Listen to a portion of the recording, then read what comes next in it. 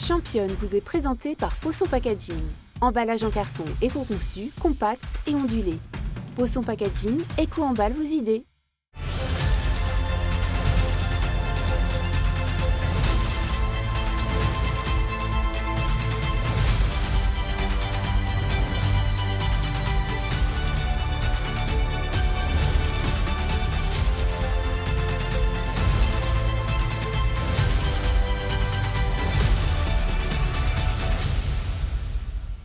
Bienvenue dans Championne. Cette semaine, on part sur les cours. Et quels cours! Les cours de Roland-Garros avec Géraldine Corbin-Lochu. Merci d'être là, Géraldine. Tu as été présidente du tennis club Belmonté à Beaumont-sur-Sarthe pendant 16 ans. On va y revenir. Surtout, tu as atteint le plus haut niveau en arbitrage. C'est encore une carrière que tu portes et qui est en cours. 14 Roland-Garros quand même en tant que juge de ligne. 6 finales, si je ne dis pas de bêtises, à Roland-Garros. Passionné de tennis, on l'a compris. Et puis, cerise sur le gâteau, tu continues ta carrière sportive en faisant de la course à pied qui est devenue une passion. Ça, on en parlera tout à l'heure. Mais je voulais qu'on parle des faits marquants de ta carrière. D'abord, il y a un club de cœur, on peut le dire, c'est le tennis club Belmonté, 16 ans, et c'est un peu par hasard que tu as pris la présidence finalement. À un moment, la place était libre. C'est ça, exactement. C'était pas du tout voué en fait dans ce que je voulais faire dans le tennis. Moi, je suis passionnée de tennis depuis toute petite. Ouais. Je joue au tennis depuis que j'ai l'âge de 6 ans, donc je viens du TC Mayenne. Ouais. Et donc, en 2007, il s'avère que notre président de club est tombé gravement malade. Et donc, on a fait une assemblée générale extraordinaire où il a fallu en fait remplacer le président au pied levé. Et personne ne voulait prendre le poste de président. Donc, on en a discuté avec quelques licenciés. Donc, du coup, c'est venu naturellement. Je me suis dit, je ne veux pas que le tennis meure à Beaumont. Donc, il faut que quelqu'un reprenne le club pour qu'on puisse continuer à jouer dans ce gymnase. Et donc, du coup, j'ai pris la présidence en 2007, mai 2007 exactement. Et comme tu es une compétitrice, tu t'es prise au jeu et tu t'es dit non seulement il ne faut pas que ce club périclite, mais en plus il faut qu'il monte, il faut qu'on aille plus loin, il faut qu'on fasse de la compétition. Et ça a marché. C'est ça. En fait, du coup, il y avait une cinquantaine de licenciés quand j'ai commencé à jouer dans ce club. Il y avait quelques petits groupes de licenciés qui voulaient éventuellement faire la compétition, mais n'étaient pas assez nombreux pour pouvoir créer des équipes. Donc moi, pour commencer, j'ai été donc présidente du club de Beaumont. J'ai joué à Fresnay-sur-Sarthe avec les filles en tant que départementale 1.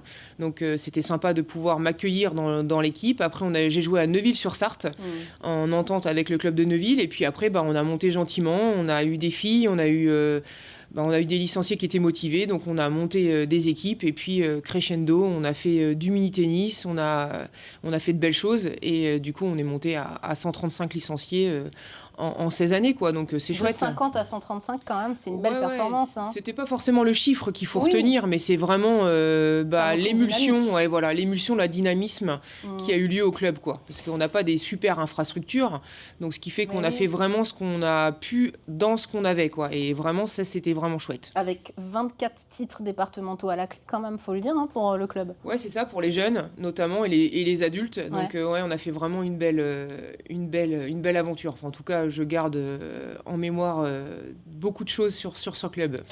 Tu quittes la présidence en octobre 2023, tu la laisses à Fabienne Buon. Et tu me disais en préparant cette émission que même la période Covid, ça n'a pas forcément été un problème pour motiver les troupes.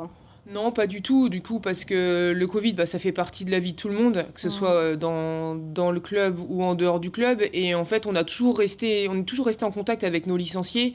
On a fait autre chose, on a fait du renforcement, on a fait des petites vidéos. On est toujours resté dynamique, on a toujours pris soin d'avoir des nouvelles de nos licenciés. Donc, en soi, le Covid, ça a été une parenthèse de vie pour chacun, mais en aucun cas ça a été vraiment un élément perturbateur dans la vie de ma présidence. Qui a été aussi marquée par une équipe qui est devenue féminine en fait, hein, l'équipe dirigeante du club. C'est aussi un petit peu un hasard cette histoire. Depuis le début, ouais, c'est vrai que... C'est un groupe de filles. C'est ça, c'est un groupe de nanas. On se prend au jeu. J'ai une secrétaire féminine, une trésorière féminine, des membres du bureau féminin. Et j'ai aussi beaucoup de joueuses féminines, en fait, au club. Et c'est ça qui est drôle, c'est qu'il y a eu vraiment beaucoup de femmes. Et ça continue, en fait, sur la même lancée. Donc, très bien. Je trouve ça très, très chouette d'avoir un club avec beaucoup de fémininité. Et en parallèle, et ça c'est quand même quelque chose qui te porte, hein, c'est la passion de l'arbitrage du tennis. Tu vas à Roland-Garros depuis des années, j'imagine en tant que spectatrice, mais en 2006, culotté, tu vas interpeller un juge de ligne à Roland-Garros en lui disant « Comment on fait pour faire ce que vous faites, monsieur ?» C'est ça ? C'est ça, ouais. C'était une dame notamment, puisque c'est Chantal Auvinet qui était donc licenciée en Vendée. Et du coup, je me dis, pourquoi pas moi ? Donc je l'interpelle dans les allées. Je tombe comme par hasard de quelqu'un de la même ligue que moi. Et je lui demande comment on fait pour être juge de ligne à Roland-Garros. Et elle me dit de contacter le comité départemental donc, de tennis de la Sarre. C'est ce que j'ai fait. J'ai donc contacté Yves Château. Et donc en 2007, je passe mon premier diplôme d'arbitrage, le A1, avec Yves, en même temps que prendre la présidence de Beaumont. Ouais. Donc voilà, pourquoi, je ne sais pas, ce qu'il y avait une étoile ou quelque chose qui a fait que les deux se sont faits au même mois de la même année. Comment ça se passe justement l'arbitrage ? Il faut passer pas mal de formations, il y a des niveaux, c'est comme dans le sport finalement, mais on passe des habilitations, c'est ça ? Alors en fait on passe des grades, c'est-à-dire que le grade du A1 c'est le premier niveau on va dire départemental, le A2 régional et le A3 national, donc c'est le grade que j'ai obtenu en 2021 à Roland-Garros. Un jour j'espère d'être... une badgée blanche, voilà. Mais pour ça, il y a eu premier grade international. Voilà. Mais pour ça, il faut que je travaille l'anglais, que je travaille depuis maintenant 2 ans. Donc tu prends des cours concrètement d'anglais pour être fluent. D'anglais, je bouquine beaucoup. Voilà, je regarde des films en anglais parce que c'est important de peaufiner. S'il y a des jeunes qui me regardent ce soir, ne prenez pas l'anglais à la légère quand vous êtes aux études. Oui, il faut le dire aux jeunes. Bosser l'anglais à l'école, hein, vraiment. C'est ça. Donc du coup, je travaille l'anglais pour un jour Enfin voilà, mon rêve, ce serait d'être un jour une arbitre internationale de niveau 1. Mais voilà, on travaille pour ça. Même à 45 ans, on a encore des rêves et c'est ça qui est chouette. Ouais. Alors, quand tu as passé le niveau d'arbitre A1 en 2007, rapidement, il y a le Trophée national des seniors en arbitrage, donc c'est en 2011, qui se passe bien. Et là, tu te dis, j'aimerais bien monter, mais tu ne trouves pas le temps dans l'emploi du temps de dingue, de sportive, de présidente de club, de mère de famille, de professionnelle, parce que tu as un métier, hein, accessoirement, à côté.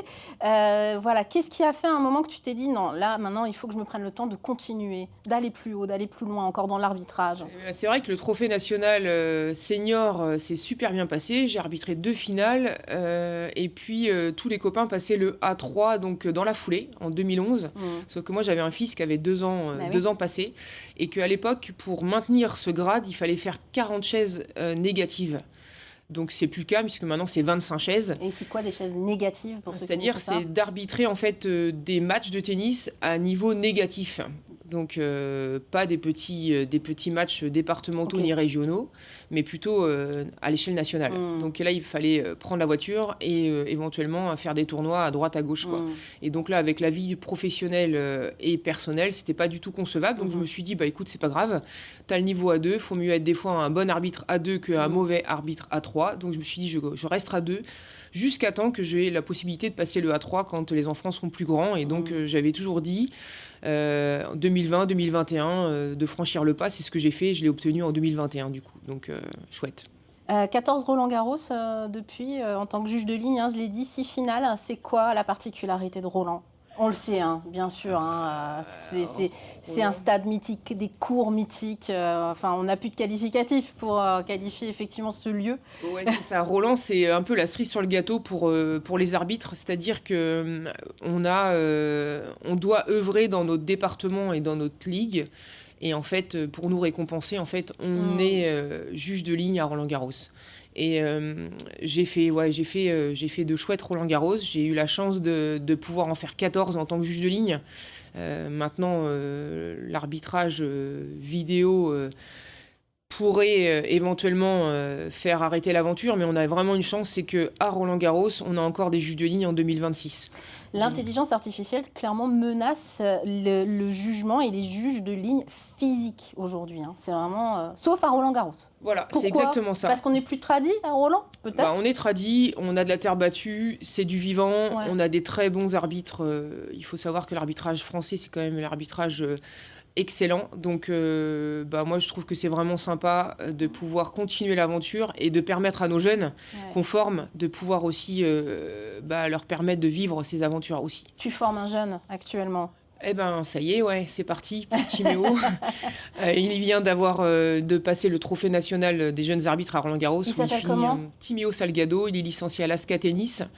Et du coup, c'est une chouette aventure avec lui parce qu'il a fini le groupe 1 au trophée national des jeunes arbitres au mois d'août. Et donc là, l'aventure commence pour lui. Il a été à Brest en tant que juge de ligne. Et donc, j'espère que pour lui qu'il ira à Roland-Garros en 2026 en tant que juge de ligne. La transmission, c'est vraiment quelque chose qui te tient à cœur et je sais que c'est une vraie passion.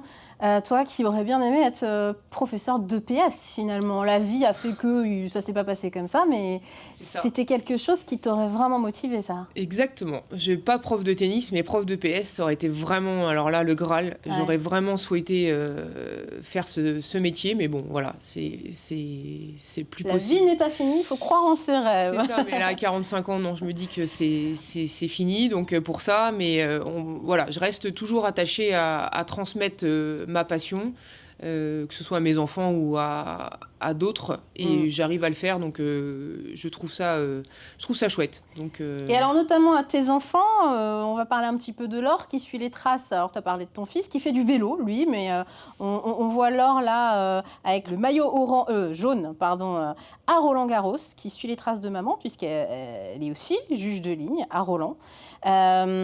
Et depuis petite, en fait, tu les entraînes à faire du sport, quel qu'il soit, tes enfants. On est des compétiteurs dans la famille. Un peu, c'est-à-dire que oui, quand j'ai eu les enfants, je ne voulais pas avoir des enfants qui étaient à la maison, un peu à attendre que ça se passe. Donc, devant les écrans. Exactement, ils n'ont pas beaucoup connu les écrans, ils ont beaucoup connu les terrains de tennis ou l'équitation ou la course à pied, le vélo, la voile, tout ce que j'ai pu, la natation, tout ce que j'ai pu en fait leur transmettre pour qu'ils soient des jeunes passionnés aussi, parce que du coup maintenant j'ai un passionné de vélo et une passionnée de tennis et de course à pied maintenant aussi pour Laure. Et puis l'arbitrage, j'ai réussi à lui transmettre ça alors que je lui ai pas dit il faut que tu fasses de l'arbitrage. C'est elle d'elle-même qui s'est inspirée de moi et je trouve ça super chouette, quoi. Donc, Et il y a une belle relation, j'imagine. Merci. Exactement. Forcément. C'est ça. Et c'est super sympa.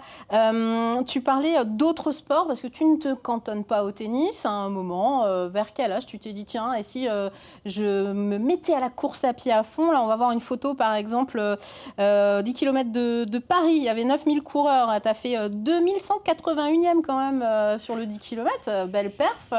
Je cours depuis une dizaine d'années, mais alors la course à pied, c'est juste pour avoir de l'endurance pour mes matchs de tennis à l'origine.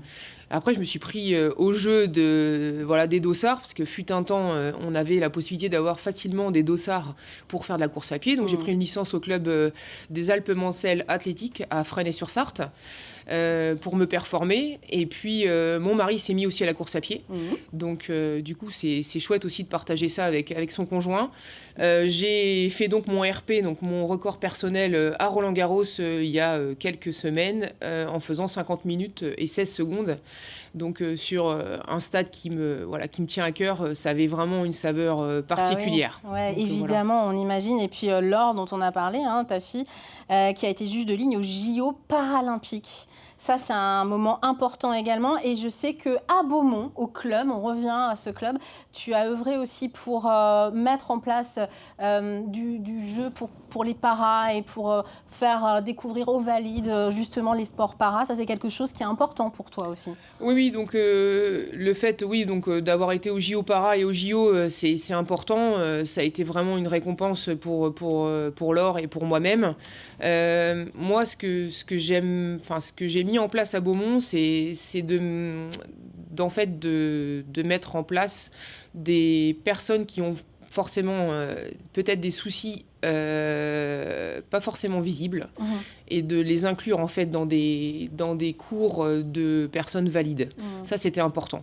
Notamment une petite fille qui avait les pieds beaux, un autiste, et puis un adulte en fait qui a eu un grave accident de moto et qui donc a fait une rééducation à l'arche et qui est venu prendre des cours de tennis. Ça, je trouve que l'inclusion, c'est très important en fait dans un club, et ça fait partie aussi de quelque chose qui m'a plu à Beaumont en fait. Ouais, c'est une richesse. Merci pour ça. Une dernière photo traditionnelle, une photo. Et alors, pour une fois, on fait une exception parce qu'on a compris que tes enfants te portaient aussi beaucoup dans la vie. C'est pas toi, enfant, mais c'est Laure. C'est Laure, elle a quoi, 11-12 ans là? Tu peux nous parler de cette photo? Ah oui, c'était la finale contre Chloé Noël de mémoire. Je crois qu'elle est vice-championne en 11-12 ans de mémoire, je crois que si je dis pas de bêtises. Et tout le monde rêvait de jouer contre Chloé Noël, qui est donc maintenant une grande joueuse de tennis. Et donc oui, Laure, elle a fait plusieurs fois vice-championne et championne départementale de tennis dans la Sarthe. Donc oui.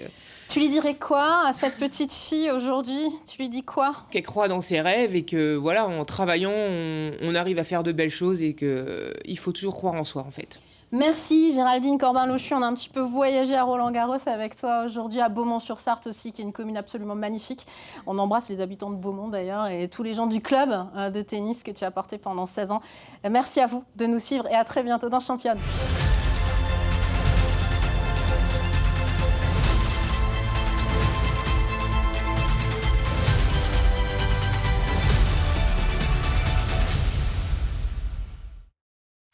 Championne vous est présentée par Poisson Packaging. Emballage en carton éco-conçu, compact et ondulé. Poisson Packaging, éco-emballe vos idées.